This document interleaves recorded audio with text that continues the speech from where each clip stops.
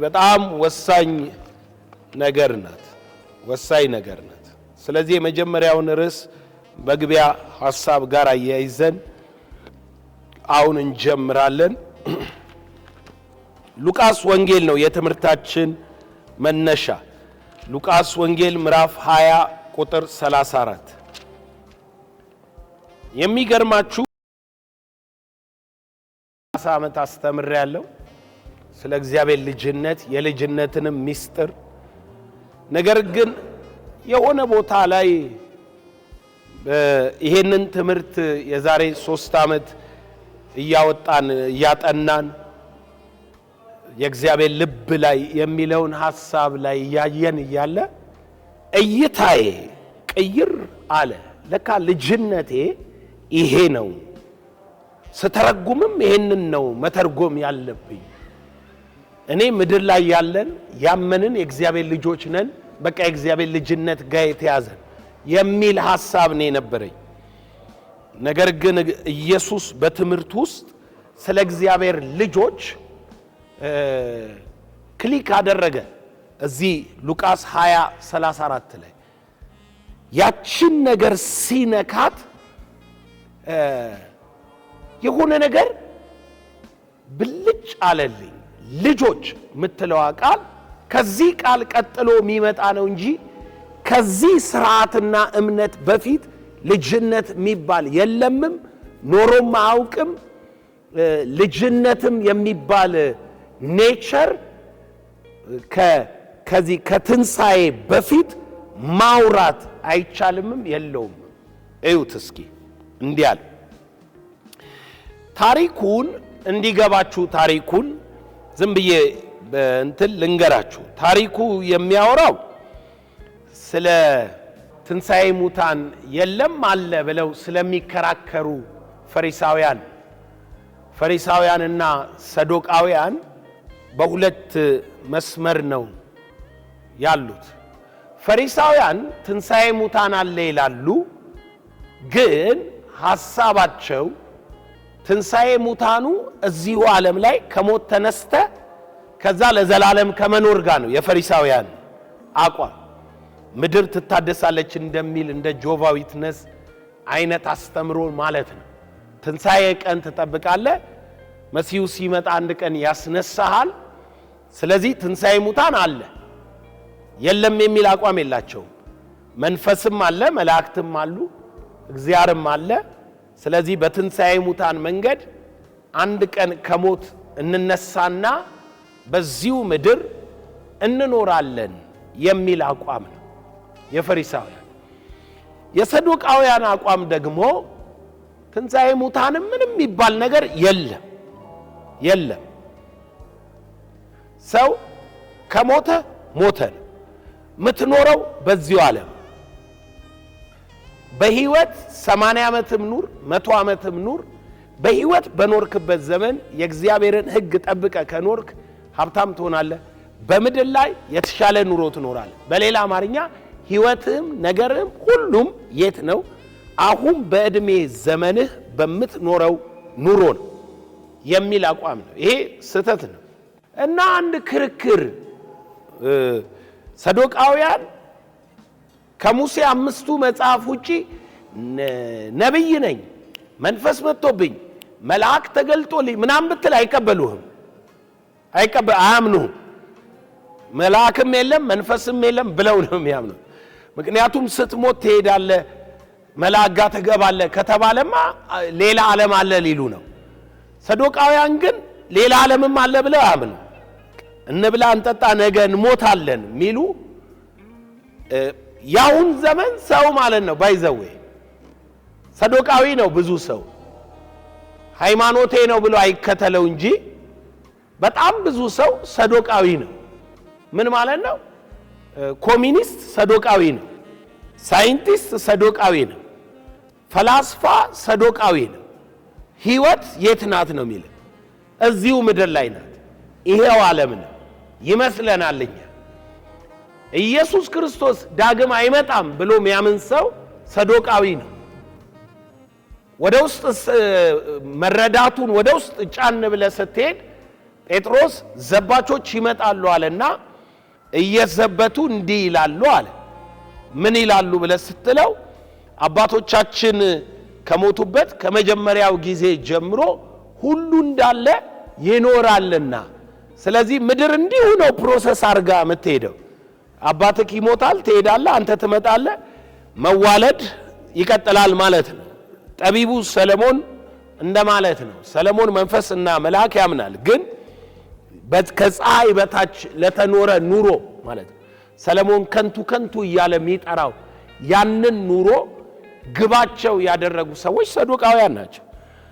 ጥያቄያቸው ከዚህ ነው የመጣውና እነኚህ ሰዶቃውያን ከሙሴ መጽሐፍ ጋር አዛምደውት አንድ ጥያቄን ፈሪሳውያን መመለስ አይችሉም። ሁሉ ጊዜ ስለ ትንሣኤ ስለ ሌላ ዓለም ምናምን ሲነሳ ለምን እነሱም እዚሁ ዓለም ነው ትንሣኤ ብለው የሚያስቡት። ድንገትም በሃይማኖታቸው ከሞት ተነስተህ ሚስት አግብተህ ትኖራለህ የሚል ባለጠጋ ሆነ ትኖራለህ የሚል ሐሳብ አላቸው ፈሪሳውያን። ለዚህ ነው መመለስ ማይችሉት ለሰዶቃውያን።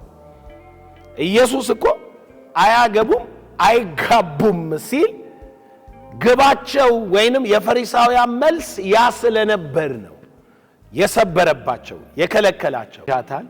እሱ ከሞተ ሌላኛው ወንድም ይቤዠዋል። ስለዚህ በወንድማማች መቤዠት ነው የሚሄደው እና አንድ ታሪክ ፈጠሩ። ይሄ የፈጠሩት ታሪክ ምንድነው? 7 ወንድማማቾች እኛ ጋር ነበሩ እና እቺ ገፊ የሆነች አንድ ሚስት አገቡ። 7ቱንም ገደለቻቸው ነው ያሉት። ስለዚህ አንደኛው አገባት፣ ወንድሙ መቤዠት ስለነበረበት ሲሞት ሁለተኛው አገባት፣ ሶስተኛው አገባት፣ አራተኛው መጽሐፍ ምን ይላል? ከ7ቱ በኋላ እሷ ሁሉንም አግብታ ጨርሳ ከ7ቱ በኋላ እሷ ሞተች አሉና ዋናውን ጥያቄያቸውን አመጡ። በትንሣኤ የማ ሚስት ትሆናለች? ትንሣኤ ማግባት መጋባት ከሆነ ትክክለኛ ጥያቄ ነው። አንዳንድ ሃይማኖት ላይ አሁን እነፎይ እየነገሩን ያሉት ሰማይ ስትሄድ 100 ድንግል ይጠብቃል ከተባልክ ምንድነው ኤክስፔክት የምታደርገው? ያለው ኑሮ ልክ የምድር ስሜት፣ የምድር ዘር ቀጣይነት፣ የምድር ሀቢት ምኞትና ፍላጎት እዚህ ምድር ላይ በእነሱ አልተከለከለም፣ ግን በእኛ አሁን አታመንዝር ይላል አይደለም? እዚህ ምድር ላይ የተከለከልከውን ኃጢአት ሰማይ ላይ 100 የሚሰጥህ ከሆነ ኢነርጂን ለዛኛው ጠብቅ የማለት ያህል ይመስለኛል። ህጉ ካልከለከለ ማለት ነው አይደለም? አሁን እኛ ክርስቲያኖች ሰማይ ስንሄድ ይቅርብን 100 ግን 1 5 7 ይጠብቃችኋል ብንባል ደስ ነው የሚለን? አይለንም። ለምን አይለንም?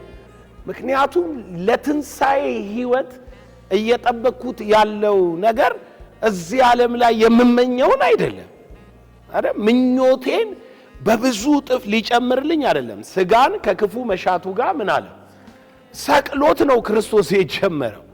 ስለዚህ ለኛ መንግስተ ሰማይ የምኞት መፈጸሚያ ቦታ አይደለም። ለኛ መንግስተ ሰማይ ከኃጢአትና ከምኞት የጸዳ ኔቸር ያለው በዝርያችን የምኞት አቅም የሌለበት ኃጢአት የሚል ትምህርት ከዚህ ከዋናው ኮርስ በኋላ አስተምራለሁ ብያለሁኝ። ሁለተኛው ስቴጅ ላይ ግን ወገኖቼ በየሃይማኖቱ አለ እና እነኚህ ፈሪሳውያን ትንሣኤ ብለው የሚያስቡት እሱን ነው ማለት ነው። ልክ በስጋ እንደመነሳት ነው ማለት። ለሰዶቃውያን መመለስ አልቻሉማ። ከ7ቱ የማ ሚስት ትሆናለች ሲባል ስለ ትንሣኤ ዓለም ምን አይሉ አያውቁ። ስለማያውቁ ማን ይመልስ? ትንሣኤን የሚያውቅ አንድ ብቻ ነው። የትንሣኤም ጌታ እሱ ነው። ከሰማይም የመጣው እሱ ነው። አንደርስታንድ ታደርጋላችሁ? ፈሪሳውያኑ ስለ ትንሣኤው ዓለም አያውቁ። ትንሣኤ ሙታንም የሚባለውን ነገር ባይዘዌ ኢየሱስ ነው በጣም አጠንክሮ ግቡ ሞት ቤዛነቱ ትንሣኤ እንደሆነ ያመለከተው በትምህርቱም በምኑ በሶስተኛው ቀን ከሙታን ምን ይላል ይነሳል። ይሄን መቅደስ አፍርሱት በሶስተኛው ቀን አስነሳዋለሁ እያለ ስለ ስጋው ትንሣኤ አጽንቶ የነገራቸው ኢየሱስ ነው። ፈሪሳውያን ትምህርት ውስጥ ወይንም የሙሴ ሕግ ውስጥ ትንሣኤን ተስፋ እንድታረግ የሚያበረታታ ነገር የለም። በከብት ብሩክ ትሆናለህ፣ በልጆች ብሩክ ትሆን፣ በጦርነት ብሩክ አይደለም ይለው። ሕጉም ይነግርክ በረከት ራሱ በዚሁ ምድር ላይ ለዚሁ ዓለም የሚሆን የሕይወት ሥርዓት ኢየሱስ ነው የትንሣኤ ሕይወት። እኔ ነኝ ትንሣኤ ያለውም ለዛ ነው። እነኚህ ሰዎች ይሄንን ጥያቄ መመለስ አልቻሉም። ኢየሱስ እዚህ ላይ ነው እንግዲህ ቆሞ አሁን የምላችሁን ትምህርት የሚገልጠው። አሁን በደንብ አይናችሁ ተከፍቶ ታዩታላችሁ። በፍጹም ልጅነት ከፈሪሳውያንም ከሰዶቃውያንም የሕይወት ሥርዓት ምንድነው ውጪ ነው። በቃ እሱ እንዲገባችሁ ነው የሚፈለገው። ምን አለ ሲናገረው እንደዚህ ይላል። ኢየሱስ ይሄንን አላቸው። 7 ነበሩ። በትንሣኤ ከነርሱ የማናቸው ሚስት ትሆናለች አሉት። ቁጥር 34 ኢየሱስ መለሰ እንዲህም አለ፣ የዚህ ዓለም ልጆች ያገባሉ፣ ይጋባሉ። የመጀመሪያው የመልስ አቋም የዓለም ነው። የዓለም መልስ አቋም ነው። ስተታችሁ ከዓለማችሁ ነው የጀመረው። ልክ እኮ ነው የምታወሩት። በዚህ ዓለም ያገባሉ፣ ይጋባሉ። ልክ ነው። የሙታንም ትንሣኤ እዚህ ዓለም ከሆነ ምን ይላሉ? ያገባሉ፣ ይጋባሉ። የተፈጠርክበት ፐርፐዝ ነው። ዓለምክ ውስጥ እኮ እግዚአብሔር ወንድና ሴት አድርጎ ምን አላቸው? ፈጠራቸው ነው የሚለው። ወንድና ሴት አድርጎ ከፈጠረህ ታገባለህ፣ ትጋባለህ። ስተት አይደለም፣ ትክክል ነው።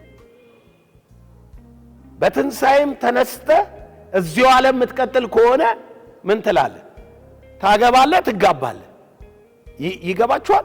ኢየሱስ የመጀመሪያው ከፍሎ ያሳያቸው ዓለም ነው። ምን አለ? ያን ዓለምና ያን ዓለም ሲል ሌላ ዓለም አለ።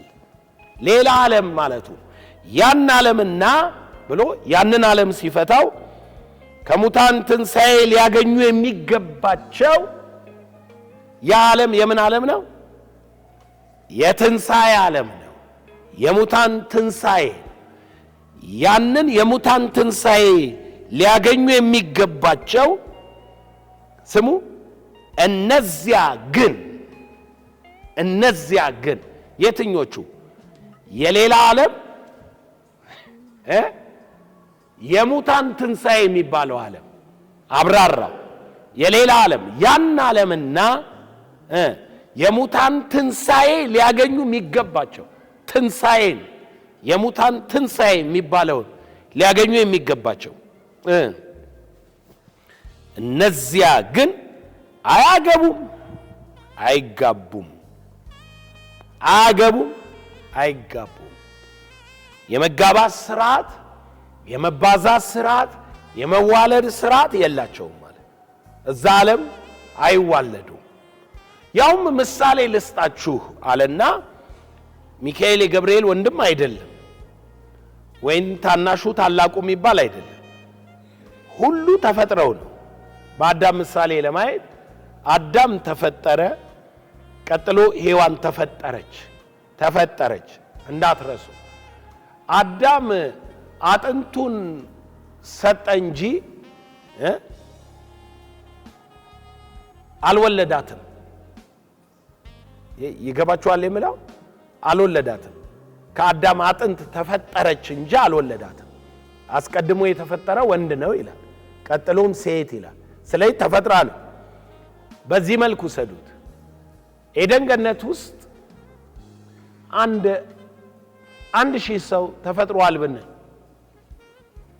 እነኛ 1000 ሰዎች ማንም የማንም ልጅ አይደሉም። አይደለም እከሌ ልጅ ነው አይባሉ። 1000 ናቸው። 1000ንም ካፈር ነው የሰራቸው። መላእክት እንደሱ ናቸው። መላእክት ሰማይ ላይ ሁሉም በየራሱ ነው የተፈጠረው። እግዚአብሔር ፈጠረው። የኛ ፕላኔት ከሚለይበት ነገር አንደኛው የዘር ፕላኔት ነው። ካይንዱን ይሰጥና ብዛ ይላል። ራስን ነው የምትደግመው የምታባዛው። የትንሣኤ ልጆች በአንዱ በክርስቶስ ኢየሱስ ነው የሚወለዱት የሚሰሩት። አዲስ ፍጥረት ነው የምትሆኑት የሚለው ቃሉ ለዚህ ነው። የፍጥረት ስርዓት ነው። አንድ አዲስን ሰው በራሱ ምን አለ ፈጠረ። ጌታ እኔን ይፈጥረኛል እንጂ አንተ በእኔ ውስጥ አልፈ አሁን እኔ አቶ ጌታቸው ልጅ ነኝ። አቶ ጌታቸው የአቶ ተከስተ ልጅ ናቸው። ከዛ እያለ ወደ ላይ ነው የሚሄደው። እንደዛ የዘር ቆጠራ ከሌን ወልዶ በጊዜ ልዩነት ከምናምን ከወገቡ ወጥተ ምናምን የሚባለው ነገር ውስጥ አይገባም። እኔን የወለደበትና ጳውሎስን የወለደበት መውለድ ለክርስቶስ አንድ ነው። በእርሱ አዲስ ሰው ሆኛል። የኔ ልጆች ጌታን ሲቀበሉ በክርስቶስ አዲስ ሰው ሆነዋል።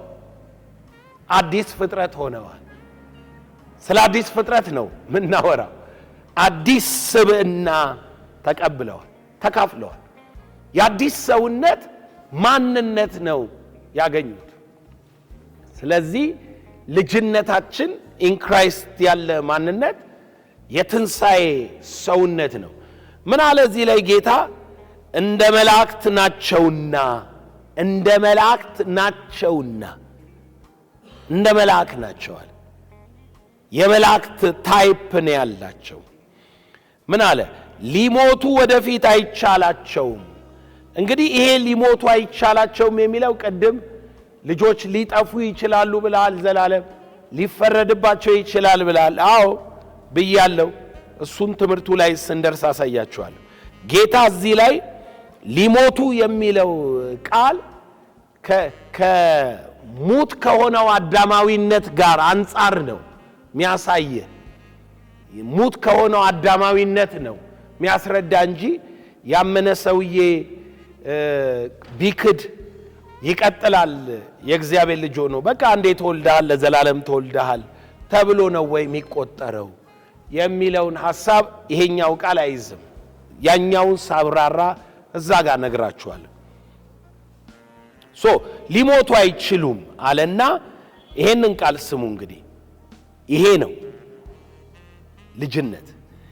የትንሣኤ ልጆች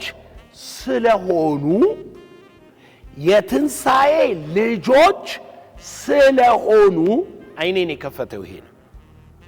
የእግዚአብሔር ልጆች ናቸው። ማንም የእግዚአብሔር ልጅ መሆን የሚችለው የእግዚአብሔር ልጅነት የትንሣኤ ልጅነት። ትንሣኤ በሌለበት በየትኛውም ስፍራ ልጅነት የለም። አይደንቲቲክ፣ ኔቸርክ፣ ኦቶሪቲክ፣ ፓወርክ ኤቭሪቲንግ የእግዚአብሔር ልጅ ተብለ ከተጠራ የእግዚአብሔር ልጅነት የትንሣኤ ልጅነት ነው። ምን አለ? የትንሣኤ ልጆች ስለሆኑ የትንሣኤ ልጆች ናቸው አይደለም የሚለው። የትንሣኤ ልጆች ስለሆኑ ምን ናቸው አለ? የእግዚአብሔር ልጆች ናቸው። የእግዚአብሔር ልጅነት ምን አይነት ኔቸር ነው ያለው? የትንሣኤ ልጅ መሆን አለብህ። የእግዚአብሔር ልጅ ለመሆን የትንሣኤ ልጆች ስለሆኑ። በሌላ አማርኛ አዳም በፈለከው መልክ ብታገለባብጠው የእግዚአብሔር ልጅ መሆን አይችልም። አያውን የምትመልሳቸው ነገሮች አሉ ማለት። ትንሣኤን የማይካፈል ሚካኤል የእግዚአብሔር ልጅ መሆን አይችልም። ለምን የክርስቶስን ምን አይካፈልም ትንሣኤ በሌላ አማርኛ ክርስቶስ እኔን ልጅ ያረገኝ ወይንም ወደ ልጅነት የሆነውን ህይወት የሰጠኝ በትንሣኤ ነው ከዚህ በኋላ ሳወራክ ስልጣንህ ስለ ትንሣኤ ዓለም ነው ማወራው አንድ ሰው የእግዚአብሔር ልጅ ነኝ ብሎ ከዛ የመለኮት ባህሪ ተካፍያለሁ ይላል የእግዚአብሔር ልጅ የሆነ የመለኮት ባህሪ ይካፈላል ምንም ጥያቄ የለውም አምላክ ነው ማለት ግን አይደለም ልጅ ነው የማወራው ስለ ልጅነት ትናንሽ አማልክት ስለሚባልም ጉዳይ አይደለም ማወራው ትናንሽ አማልክት ሚል ካለ ራሱን ችሎ ይበል ስለሱ አይደለም እኔ ማወራው እኔ ስለ ልጅነት ነው ማወራው የእግዚአብሔር ልጅ ነኝ ብሎ አንድ ሰው የመለኮት ባህሪ ተካፍያለሁ ልጅነቴ ኔቸሩ ይሄ ነው ሲል አሁን እንደዚህ ያያችሁኝ ማለት ያያችሁ ይሄ ጥንጥኔ ነው ማለት አለባችሁ አይደለም ዝም ብሎ መቀባጠር ዝም ብሎ አንተና አሁን እንደዚህ ሆንከው ምናምን ልትለኝ ይችላል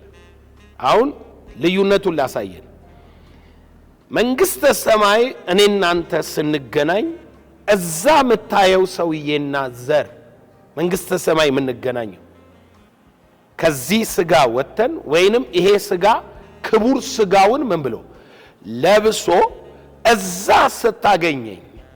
ስታገኘኝ ምን ብቻ ነኝ የእግዚአብሔር ልጅ ብቻ ነኝ አይደለም ይሄ ድንኳን የለም ምድራዊነት የለም ባርነት የለም ኃጢያተኝነት የለም ደካማነት የለም ሚበሰብስ የለም እዛ ስታገኘኝ አዲሱ ፍጥረት ነኝ አዲስ የተፈጠረው አዳማዊነትም የለም ከፀሐይ በታች ግዛ ብዬ እዚህ ምድር ላይ የሾምኩ በስድስተኛ ቀን እሱም የለም እዛ ስታገኘኝ ፒውር የእግዚአብሔር ልጅ ነኝ ያን ጊዜ ከመላእክ የሚበልጥ አይደንቲቲ አለህ የለም አሁን ከመላእክ ትበልጣለህ አሁን አትበልጥም እንኳን ከመላእክ ከሰይጣን አይበልጥም የወደቀ ሰው ለምን ምክንያቱም የወደቀው ሰው ለዚህ ለሞት ከተሰጠ ሰውነት ማን ያድነኛል ነው ያለው ለሞት ታልፎ ምን ብሏል ተሰጥቷል በሞት ላይ ስልጣን ያለው ማን ነው ዲያብሎስ ነው በስጋና በደም የሚካፈሉ ሁሉ በሞት ፍርሃት በባርነት ምን ይላሉ ይገዛሉ ከዲያብሎስ በታች ነህ በጨለማ በሞት ጥላ ውስጥ ነው ያለኸው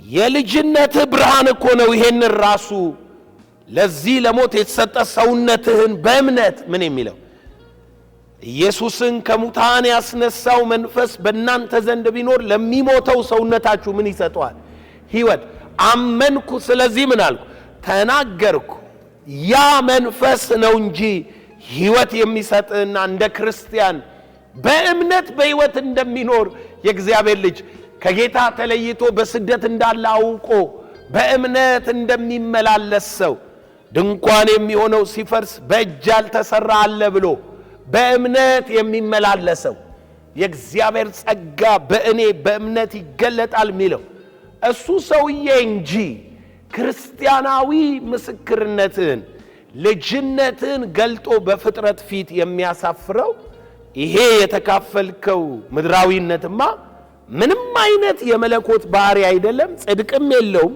ክብርም የለውም ሕይወትም ተስፋም የለውም ስጋና ደም የእግዚአብሔር መንግስት አይወርስም የለው አሁን ክሊር ሆኖ እንዲታያችሁ የሚፈለግ ብርሃን አለ የትንሣኤ ልጅነት ትንሣኤ ኔቸር የትንሣኤ ሕይወት ዓለሙ ራሱ ይለያል ለምንድነው በእምነት የምትኖሩት የቤተ ክርስቲያን ኔቸር ላይ ስትመጡ ታዩታላችሁ ቸርች ምንላት ኔቸር አለ እምነት ኔቸሯ ነው ለምን ብለህ ብትጠይቀኝ የሷ ባልሆነ ዓለም ውስጥ የምትኖር ቤተ ክርስቲያን የሷ ባልሆነ ፕላኔት ላይ የኖረች ያለች ቤተ ክርስቲያን በእምነት ካልሆነ ተስፋ የምታረገውን ምን የምታስረግጥ በእምነት ካልሆነ ዓለሟ ስትሄድ ነው መኖር ያለባት። አሁን ግን መኖር ካለባት በምንድነው ያንን ተስፋ የምታስረግጠው? እምነት በሚባለው ኔቸር። ስለዚህ የግድ እምነት ያስፈልጋል። ጻድቅ በእምነት በሕይወት ይኖራል። ወደዛ ኔቸር ነው የሚያመጣ። ልጅነት ምድራዊነት ቢሆን ኖሮ እዚሁ ርስት ስለሆነ ተጋድለት ርስትን ትቀበላለህ ነሃ። አሁን ግን ልጅነት ትንሣኤ ሕይወት ነው፣ የትንሣኤ ኃይል ነው። ጽድቅህ የትንሣኤ ጽድቅ ነው። ክብርህ የትንሣኤ ክብር ነው። ኃይልህ የትንሣኤ ኃይል ነው። ስልጣንህ የትንሣኤ ስልጣን ነው። እምነት ከሌለ እነኚህን ስልጣኖችም ሆነ ኔቸሮች ወደዚህ ዓለም ማምጣት አትችልም። ዝም ብሎ የተሰጠ ነው የሚመስልህ አይደለም። ለዚህ ነው የተሰጠክ የመንግስቱ መያዣ የቤዛነት መንፈስ የተሰጠ። የሚገለጠውም ባንተም የሚኖረው በእምነት ነው። የዚህ ትምህርት የመጨረሻው ሐሳብ እምነት የሆነውም ለዛ ነው። አሁን ቀጥሎ ጽድቅ እንማራለን፣ ከዛ ጸጋ እንማራለን፣ ከዛ መጨረሻ ላይ እምነት እንማራለን። በዚህ በአራቱ ትምህርት ውስጥ ማለት ነው። እምነት ላይ ስንደርስ ይገባችኋል። እነኚህ የእግዚአብሔር ልጅ ነን የምትሉት ጸድቀናል የምትሉት በእምነት ነው። የእግዚአብሔር ጸጋ የምትሉት ጸጋው በእምነት አድኗችኋል፣ በእምነት ነው። እምነት ደግሞ ስርዓቱ ምንድን ነው? ሚስጥሩ ምንድን ነው? እምነት ደግሞ ምን ነው ሊያስረዳ ሊነግርህ የሚፈልገው? እሱም በኋላ በደንብ ይገባል። አሁን ግን የምታሰምሩበት ቃል ምን የሚል ነው? የትንሣኤ ልጆች ስለሆኑ። የትንሣኤ ልጆች ስለሆኑ ምንድን ናቸው? የእግዚአብሔር ልጆች ናቸው። የእግዚአብሔር ልጆች የምን ልጆች ናቸው? ትንሣኤን የማይካፈል የእግዚአብሔር ልጅ መሆን አይችልም። ሰው አምኖ ጴንጤ ሆኖ ምናምን አይደለም ማለት ነው። አይደለም ማለት ነው። ወይንም እዚህ ምድር ላይ ሃይማኖተኝነት ይዞት ጌታ ምናምን ብሎ አይደለም። ዩኢን ፓርት ተካፍለ ነው። ምንን? ትንሣኤን። እስኪ አራት ጥቅስ በዚህ ሐሳብ ላይ ዝም ብዬ ላሳያችሁ። የመጀመሪያው ጴጥሮስ ላይ እንሄድ። አንደኛ ጴጥሮስ ምዕራፍ 1 ቁጥር 3 ላይ ምዕራፍ 1 ቁጥር 3 ላይ እንዲህ ብሎ ይነግራችኋል። ስሙት። ኢየሱስ ክርስቶስ ከሙታን በመነሳቱ። አይገርምም? ምን አለ? ኢየሱስ ክርስቶስ ከሙታን በመነሳቱ ለሕያው ተስፋና ለማይጠፋ እድፈት ለሌለበት ለማያልፍ ርስት። ይሄ ርስት ሕያው ማይጠፋ እድፈት የሌለበት ርስት ነው። ርስቱ ምንድነው? ኢየሱስ ክርስቶስ ከሙታን ምን በማለቱ በመነሳቱ የመጣ ርስት ነው። ነገር ግን ለዚህ ርስት ኮራፕት ለማያረገው ለማይበላሸው ለማያልፈው ዘመን ለሌለው ለዚህ ርስት ምን አረገን? እንደ ምሕረቱ ብዛት ሁለተኛ የወለደን የጌታችን የኢየሱስ ክርስቶስ አምላክና አባት ይባረክ። ይህ ርስት በሰማይ ነው ያለው። በሌላ ዓለም ማለት ነው። ዓለም ነው፣ በሰማይ ነው ያለው። አሁን በዚህ በእግዚአብሔር ኃይልና በእምነት ለተጠበቃችሁ ለእናንተ ቀርቶላችኋል። ምንና ምንድን ያላችሁ? በዚህ ዓለም you have power and you have power ደግሞ son of God መሆን ነው፣ ልጅነት ነው ፓወር። ኢየሱስ ላመኑት ለተቀበሉት የእግዚአብሔር ልጆች የሆኑ ዘንድ ኃይል ምን አላቸው? he gives them power። ያ መንፈስ የሌላቸው ፓወር ሆሊ ስፒሪት ነው።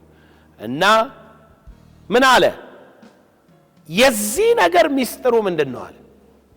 በሰማይ የተዘጋጀላችሁ ዳግም የተወለዳችሁት ውልደት ያገኛችሁት ልጅነት ያገኛችሁት የሁለተኛ ኔቸር ተካፋይ ያደረጋችሁ ምንድነው አለ? ምንድነው ያካፈላችሁ? ኢየሱስ ክርስቶስ ከሙታን። ኦኬ፣ እስኪ እቺን ዳግመኛ ወለደን የምትለዋን ቃል እናውጣት። ትንሣኤ የምትለዋን ቃል እናውጣትና ክርስትናን እናስበው። አሁን ሃይማኖተኞች እንደሚያስቡት ኢየሱስ ክርስቶስ ዝም ብሎ አስተምሮክ ቢሄድ ኢየሱስ ክርስቶስ እንደው ከማስተማርም እልፍ ብሎ ባይሞትና ባይነሳ ማለት ነው አዲስ ዓለምና አዲስ ተስፋና ሕይወት ባይፈጥር የኃጢአትህን ዋጋ ከፍያለሁ ወይንም ይቅር ብያለሁ ቢል ምን ነበር የምትሆነው? ኃጢአቱ ይቅር የተባለ ሰው። ሞቱ ምንድነው? የሰው ሞት ነው። ኃጢአት ነው፣ ርግማን ነው፣ ጨለማን ነው፣ ሞትን ነው የገደለው። በስጋና በደም የተካፈልከውን ይሄ የሚበሰብሰውን አሮጌውን የኃጢአተኛ ኔቸርን ሕጉን ስርዓቱን ዓለሙን ራሱን የገደለው ጳውሎስ ምን አለ? ዓለም ለእኔ እኔም ለዓለም ከተሰቀልንበት ከክርስቶስ ትምክህት በቀር መስቀል በቀር ትምክህት ከኔ ምን ይበል ይራቅ። ዓለም ለእኔ እኔም ለዓለም ነው የሚለው። ዓለም ራሷ መሞት አለባት፣ ኔቸሯ መሞት አለበት። ዓለም የሚለው ይሄ ሲስተሙን ነው፣ ኮስሞሱን ነው። ዓለም የሚለው ግዛቱን ነው፣ ስቴቱን ነው። ዓለም የሚለው ሃቢቴሽኑን ነው፣ ጌቱን ነው። ታውቃላችሁ ኢየሱስ ምን አለ? እኔን ከምድር ከፍ ከፍ ያረጋችሁኝ እንደሆነ ሁሉን ወደ እኔ ምን እላለሁ እስባለሁ አለና ምን አለ? የዚህ ዓለም ገዢ ወደ ውጭ ይጣላል። ዓለሙን ነው፣ ከዓለሙ ጋር ነው የሚያያዘው። የዚህ ዓለም አምላክ ራሱ የዓለሙ አምላክ ነው፣ የሲስተሙ። አሁን ዓለሙ ነው ውስጥህ የሞተው። you are a son of God። ከዓለሙ ምንድነህ? ውጪ ነህ። ክፉ እኮ ሊያገኝ አይችልም። ከዓለሙ ውጪ ነህ። የሱ ዓለም ኦፕሬት በሚያረግበት ዓለም ውስጥ you are a son of God። ሪዘሬክሽን ላይፍ የተካፈልክ ሰውዬ ከሱ ዓለም ውጪ ነው ያለው። ከሱ ዓለም ሲስተም ውጪ ነህ። you are born in another world ማለት በሌላ ዓለም ነው የተወለድከው። እናንተ ከእግዚአብሔር ናችሁ፣ አሸንፋችኋል። በዓለም ካለው ይልቅ በእናንተ ያለው ይበልጣል። እናንተ ውስጥ ያለው ልጅነት ነው። እናንተ ውስጥ ያለው እግዚአብሔር በእኛ የሚባለው ኢናስ የሚባለው ስፒሪት ነው። ከየት የመጣው? ከትንሣኤ ዓለም የመጣው። ስለዚህ እናንተ የዚህ ዓለም ሰዎች፣ የዚህ ዓለም ተካፋዮች፣ የዚህ ዓለም ስርዓት ተቀባዮች አይደላችሁም። ከዚህ ዓለም አይደላችሁም፣ ከዓለም አይደላችሁምና አሸንፋችኋል።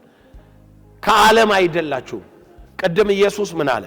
የዚህ ዓለም ልጆች አይደለም ያለው? ያገባሉ፣ ይጋባሉ። ያንን ዓለምና ትንሣኤን አላለንም? ሉቃስ 20:34 ላይ ያንን ዓለምና ትንሣኤን ሊወርሱ የሚፈልጉ አያገቡም፣ አይጋቡም።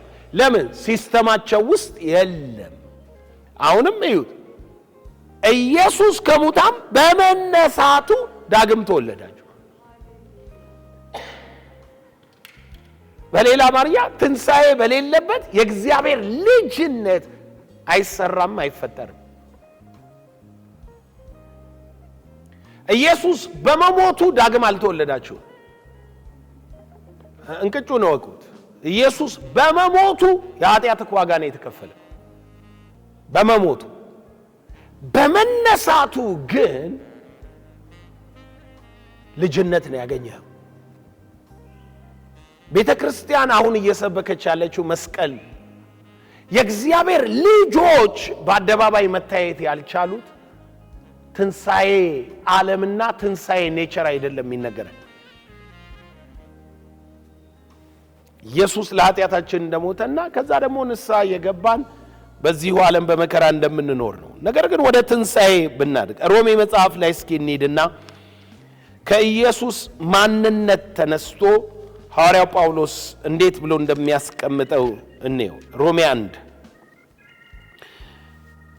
ስለ ወንጌል ነው የሚነግረን። ስለ ወንጌል ይነግረናል። ከዛ በኋላ ግን አንድ ቃል በጣም አጽንኦት ሰጥቶ ያስቀምጣታል።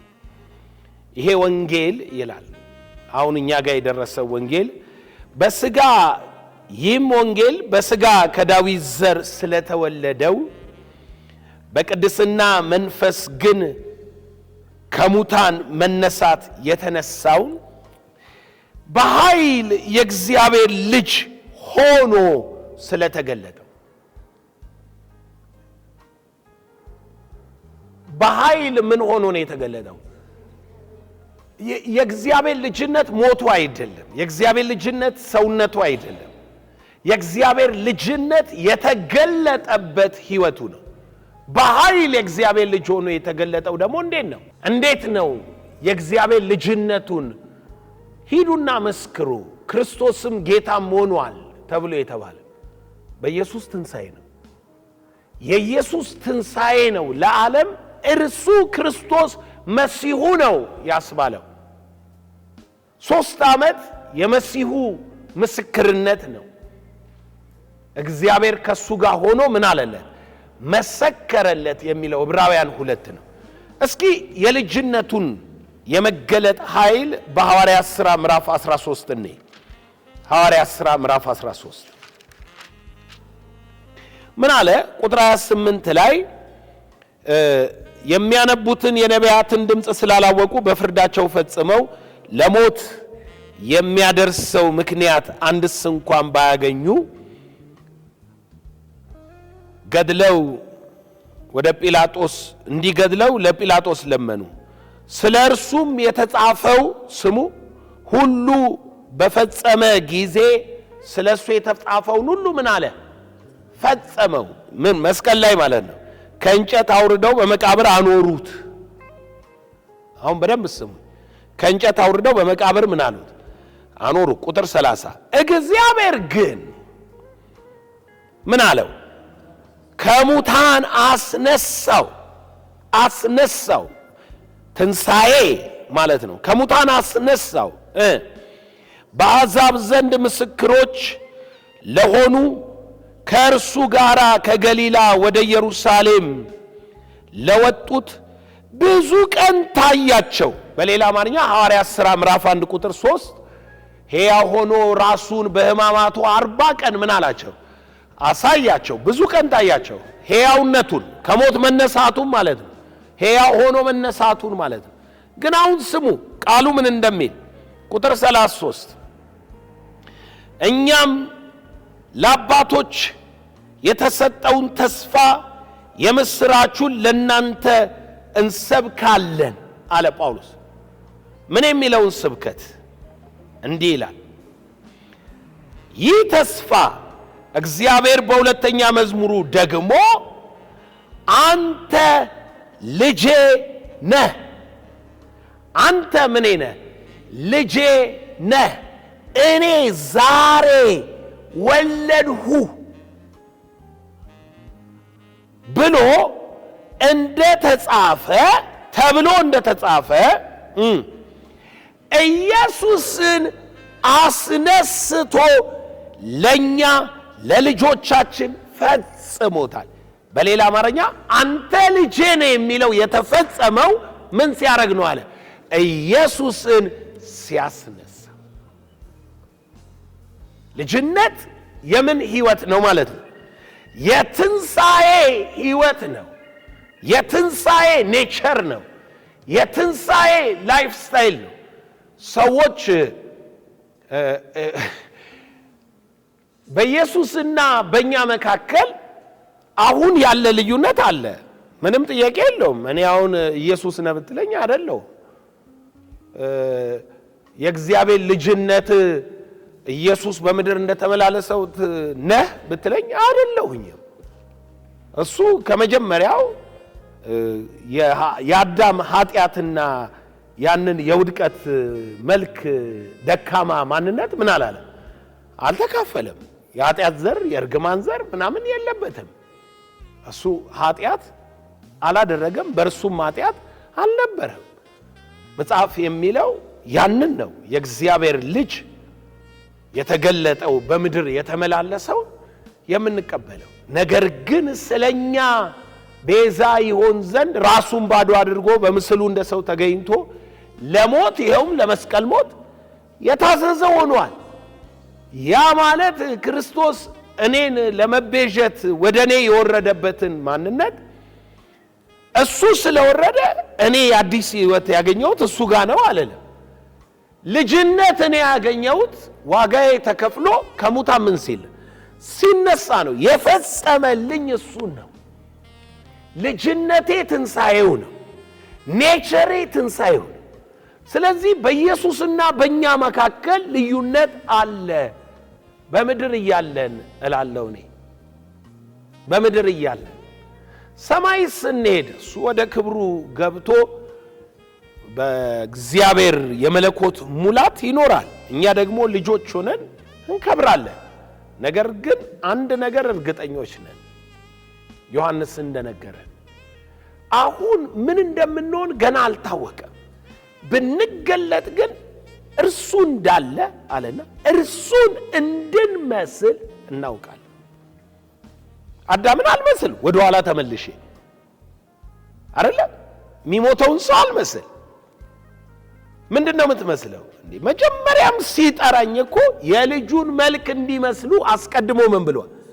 የእግዚአብሔር ውሳኔ የሚለው ትምህርት ላይ ታዩታላችሁ።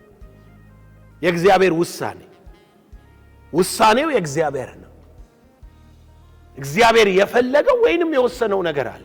ግን ይሄ ውሳኔው ኤክሰርሳይዝ ሲደረግ ወይንም አፕላይ ሲያረገው ኢን ክራይስት በክርስቶስ ሲተገብረው እግዚአብሔር በምንድነው የተረጎመው?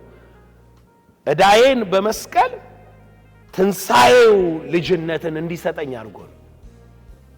የልጅነቴ ኔቸርም ላይፍም ስርዓትም ኃይልም ምን ውስጥ ነው ያለው?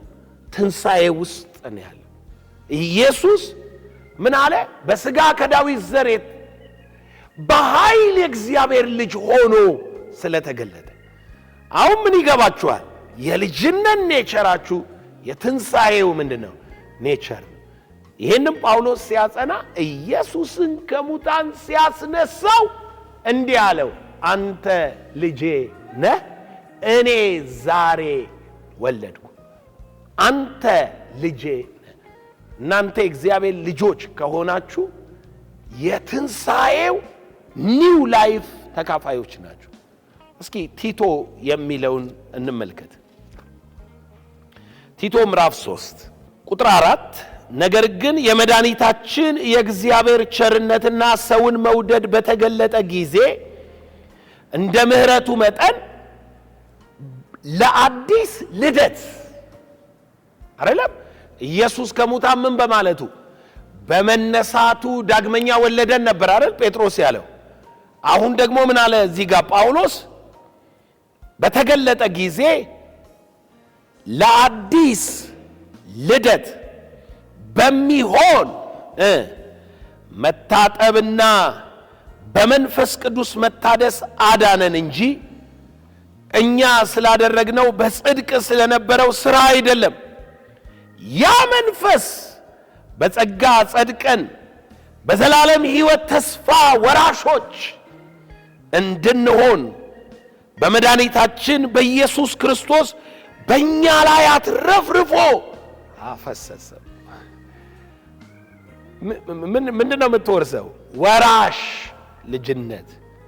ከዛስ የተስፋ ቃል በጸጋ ምን አለ?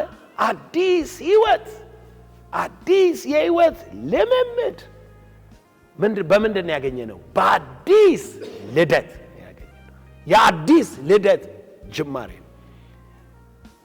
ልጅነት የትንሣኤ ሕይወት ነው። የትንሣኤ ልምምድ ነው። የትንሣኤ ሥርዓት ነው።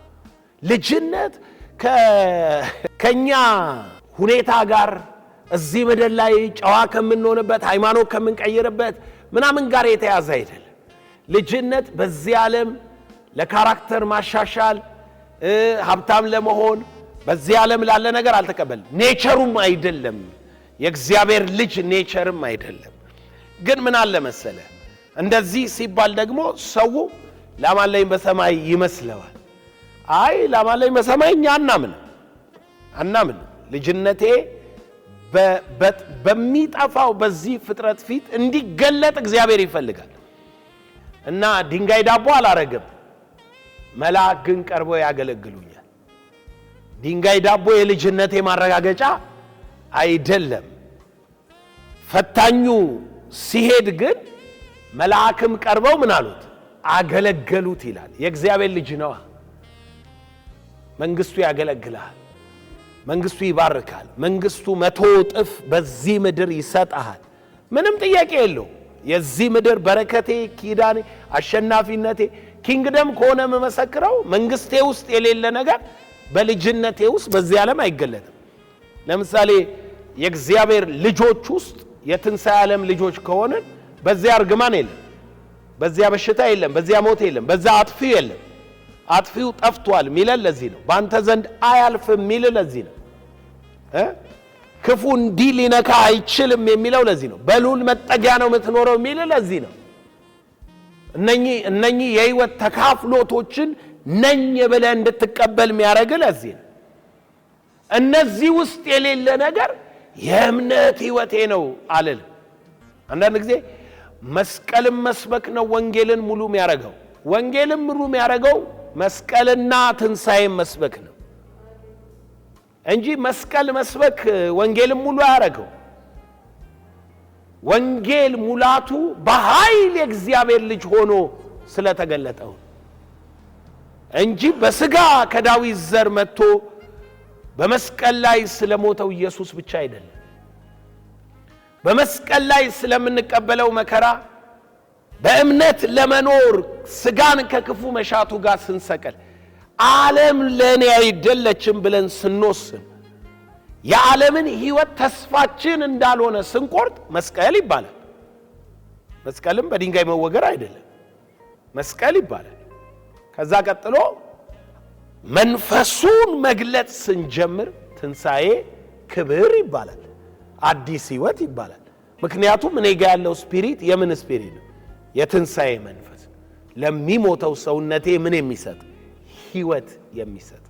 ስለዚህ አሁን ፍርሃታችን ምናምናችን የመጣበት ቦታ አለ፣ ግን የልጅነት ኔቸራችን አይደለም። የልጅነት ህይወታችን ጥሪያችን አይደለም።